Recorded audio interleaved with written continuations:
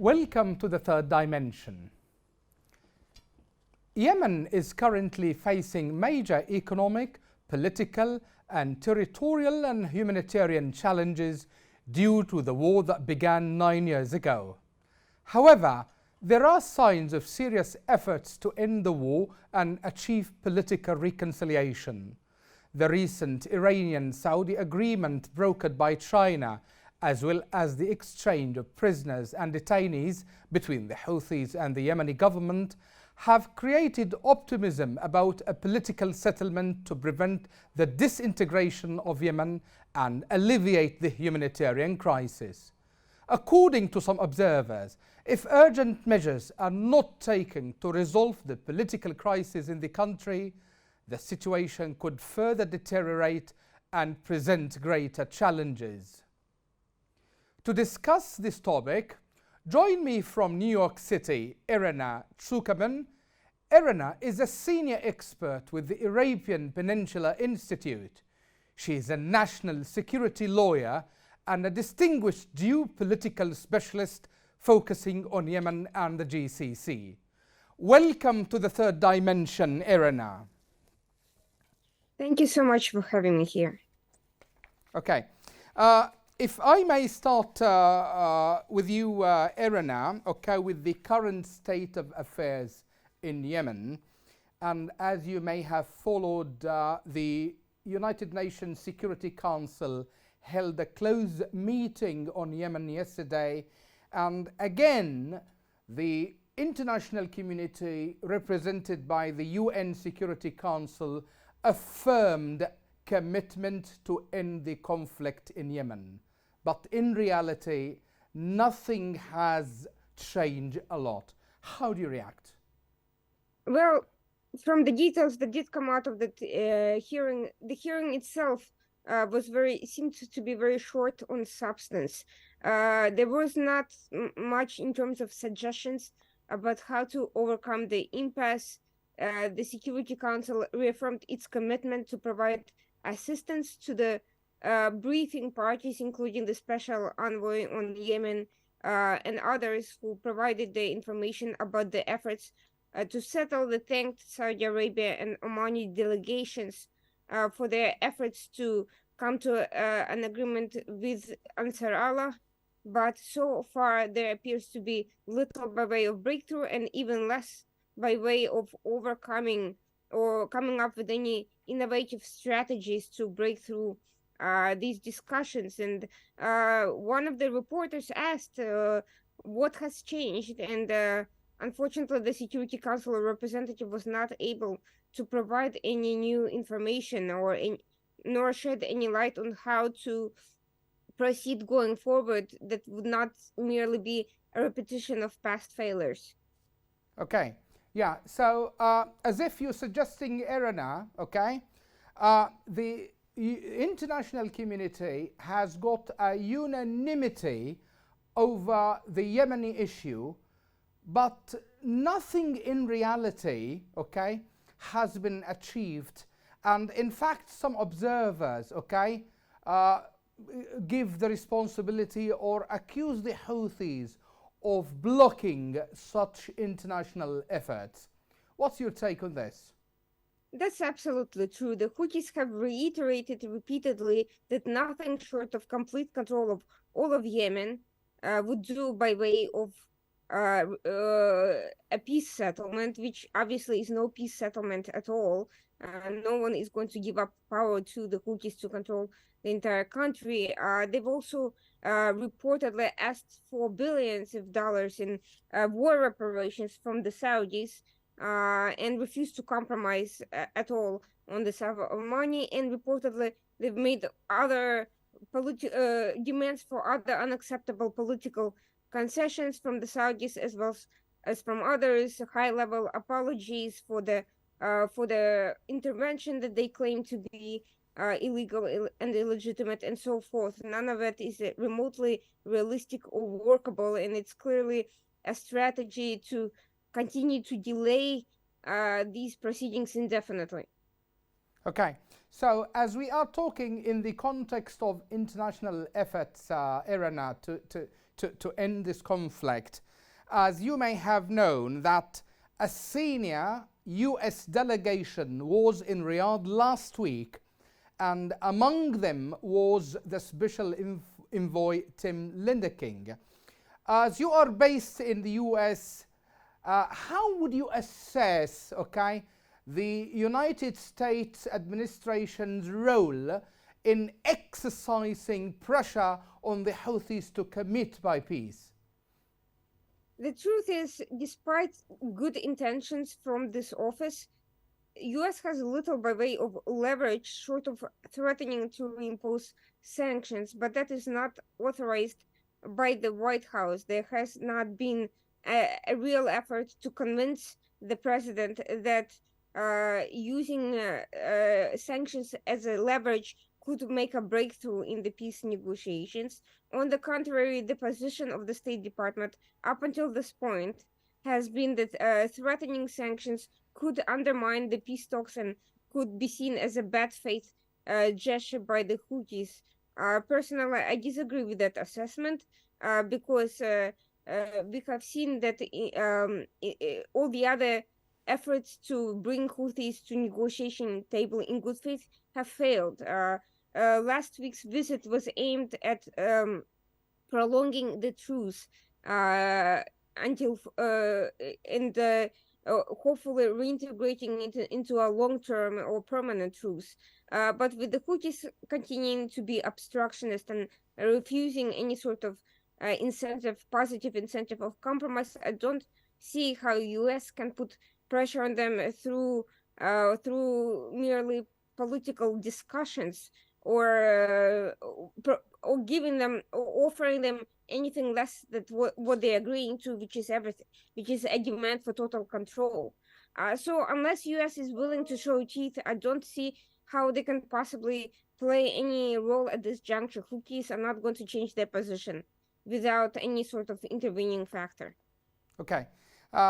Again, now the Houthis, Irina, are asking the Saudis to pay the salaries, the civil servant salaries, and also their fighters, you see. And if you have also followed that, the head of the Supreme Houthi Council leader there in Sana'a, okay, he accused the US and Britain of blocking this particular thing, that the United States and the United Kingdom are pressurizing Saudi Arabia not to do so, okay? So in your opinion, okay, how would this affect the reality? I agree with the US and the United Kingdom that it would be a completely self-destructive policy if Saudis were to engage in that. I don't see any reason to believe that Houthis are in any way trustworthy. Furthermore, rewarding terrible behavior, including attacks on both Yemeni and Saudi civilians by giving money to these fighters, will only encourage further aggression. That said, I'm not entirely sure that Saudis are all that interested themselves in paying. I don't know that they need to be pressured because they have offered huge sums in money in terms of just to settle the conflict, and Houthis rejected it. They want significantly greater, completely unrealistic sums of money. They want these payments, and it seems to me that there is no end in sight to how much money they're willing to demand for mere prospects of returning to the table, much less any concrete agreement that they can violate at any point. What is the deadline for paying these fighters? How long are they going to be? How long are the Saudis supposed to be paying them? And what's to say that they won't demand more money in the future? And why should they be paying to maintain a hostile force that is close to their own territory and that has in the past threatened invasions and planted mines and attacked civilians? This is not serious negotiation. This is outright extortions, and Houthis know that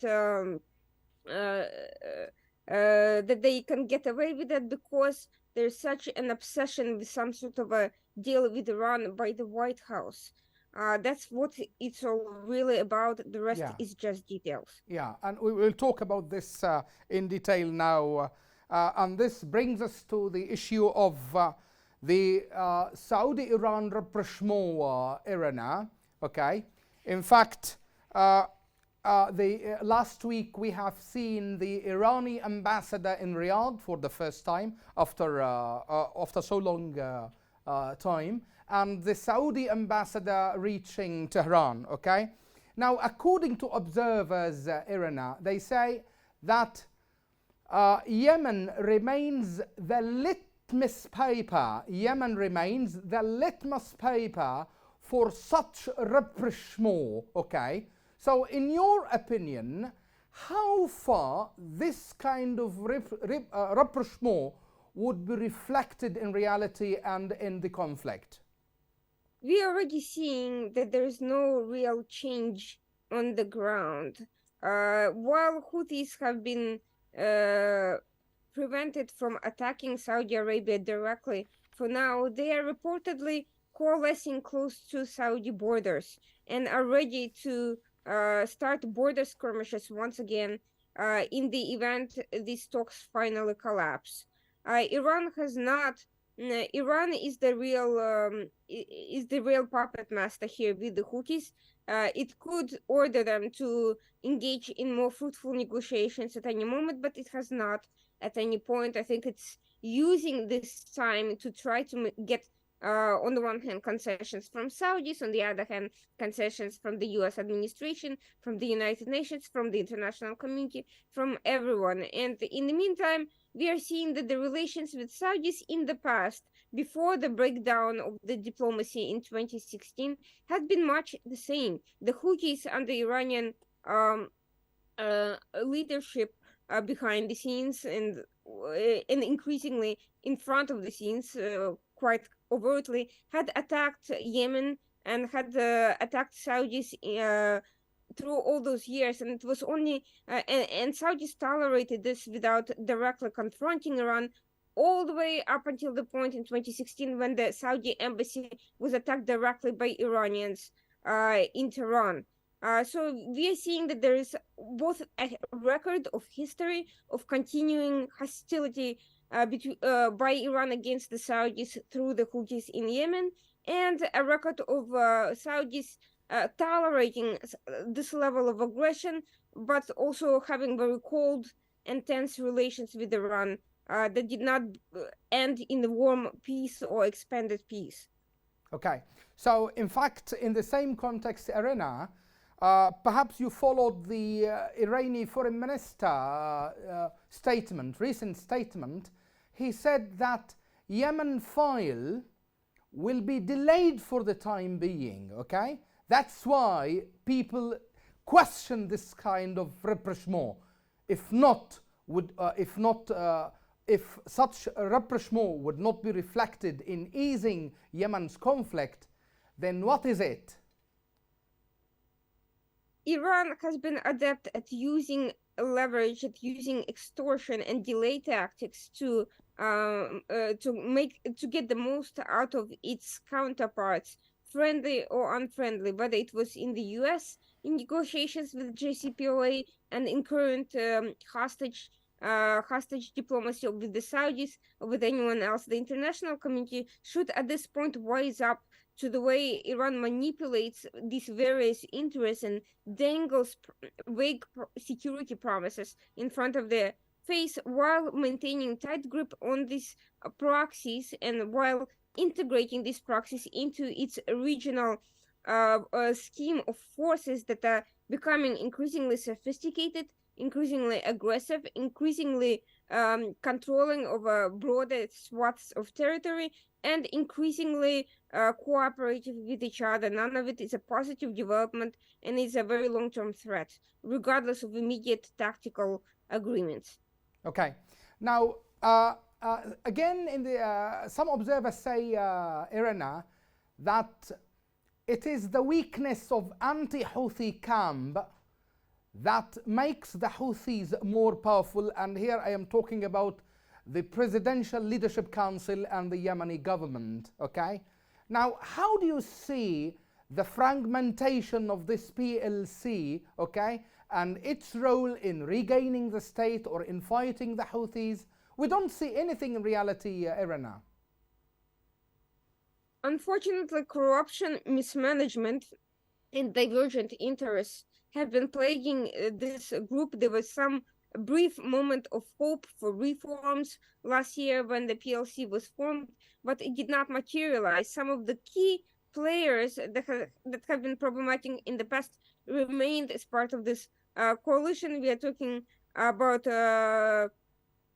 people like Ali Mohsen, who reportedly have ties to Al Qaeda, to past administrations who had double dealings with the Houthis. While this sort of coalition of unwilling and untrustworthy interests remains at the helm of Yemen, I cannot see how we can talk about a unified and strategic front against Houthis or anybody else. They cannot agree on minimal steps. They have groups who are fighting for control of the territory while sacrificing the interests of the broader general public, the civilian population, and quite frankly, some of them have back-channel diplomacy with the Houthis themselves. So we can. This is not a coalition that could possibly, in this particular way, initiate anything that could lead to either political or military solution.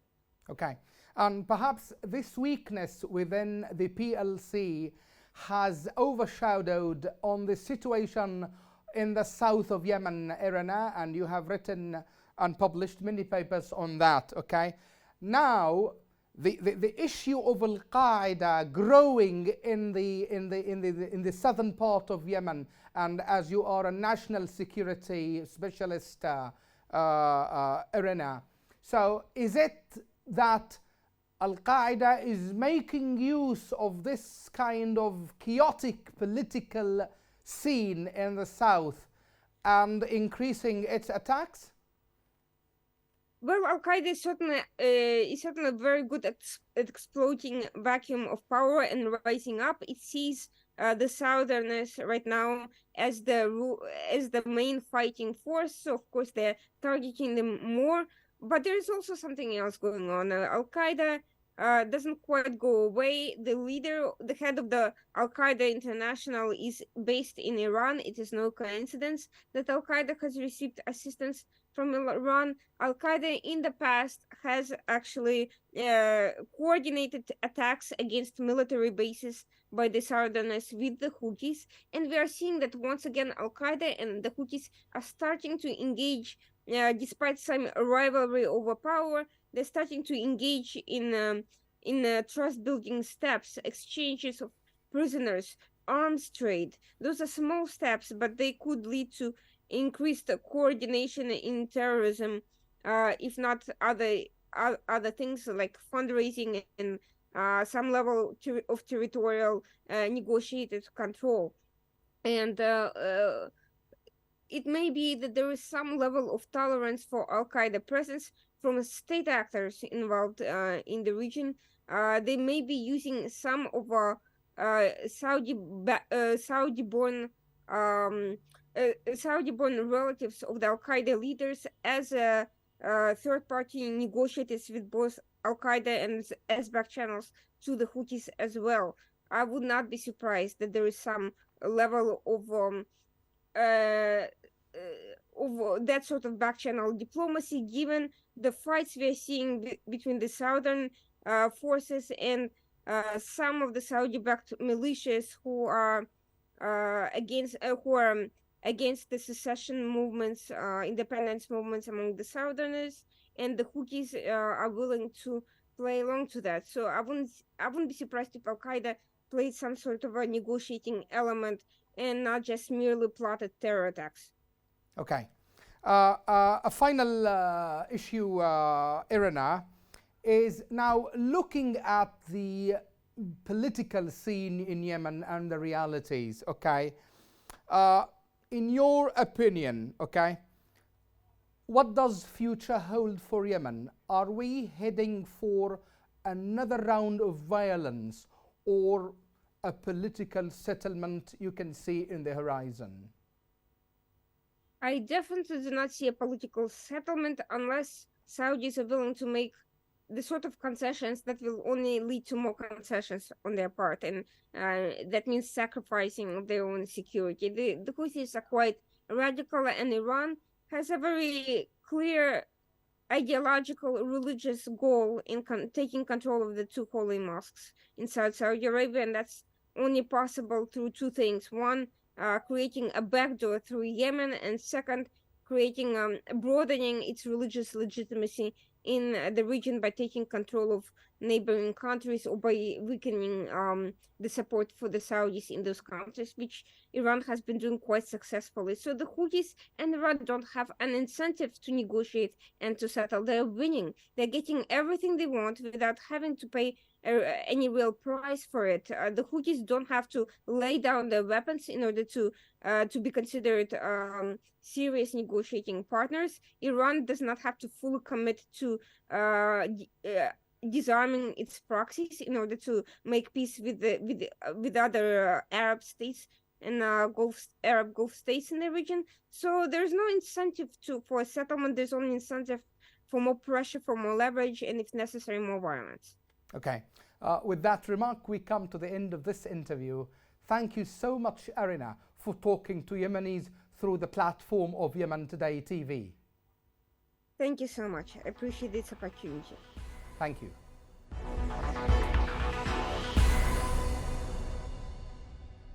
That's all for this time. See you next week with a new edition of The Third Dimension.